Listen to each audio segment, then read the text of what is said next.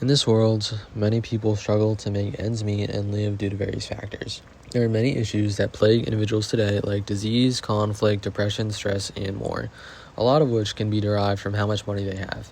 Not like poor people can't be happy. I'm not saying that. I myself am by no means rich, and I'm still decently satisfied with my life right now. But one thing that I believe can be changed is the price of healthcare through the placebo effect. I don't believe that medicine should be outright replaced by placebos, however, I do believe that they can easily augment it. The placebo effect essentially depends on three factors, which are the natural history of the disease, a patient's circumstances, and the doctor-patient relationship. The first of which meaning whether like a disease's prognosis or its expected path is going to be positive or negative. So take cancer, for example, where many people are seen to have died from it.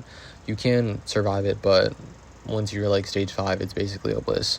But like you could also see like headaches where like chronic conditions, they typically go away by themselves with time. So if you had cancer, that's eventually basically stems down to your belief in whether you will actually get better based off of what you have. Then there's the patient's circumstances, which can make someone's belief in the medicine itself decrease or increase.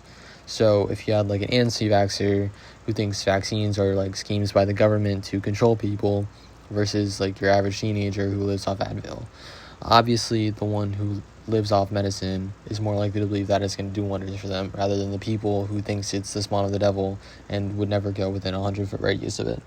It was also shown in a study performed on 112 cancer patients with analgesics or painkillers by C.G. Martel and his colleagues that people who are more self-sufficient are more likely to be vulnerable to placebos than those who are not, because they already rely on something and aren't able to put faith in someone or something else like a doctor or medicine. Lastly, there is the relationship between a doctor and a patient. If you can't trust your doctor, then how are you really supposed to believe that the treatment they're giving you is going to work? Because many people don't know their physicians, because if you need help, like realistically, you're going to go to an urgent care and you're going to see some rando that you've never met, and they're going to tell you you have something which you may or may not believe because kind of skeptical.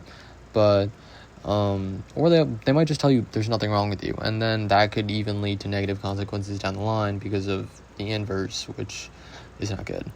But a good doctor-patient relationship can actually give many positive benefits because it's based off of trust, and if you believe in it, obviously it's going to be more likely to work. All of these factors that make up the placebo effect essentially stems from a person's belief in something.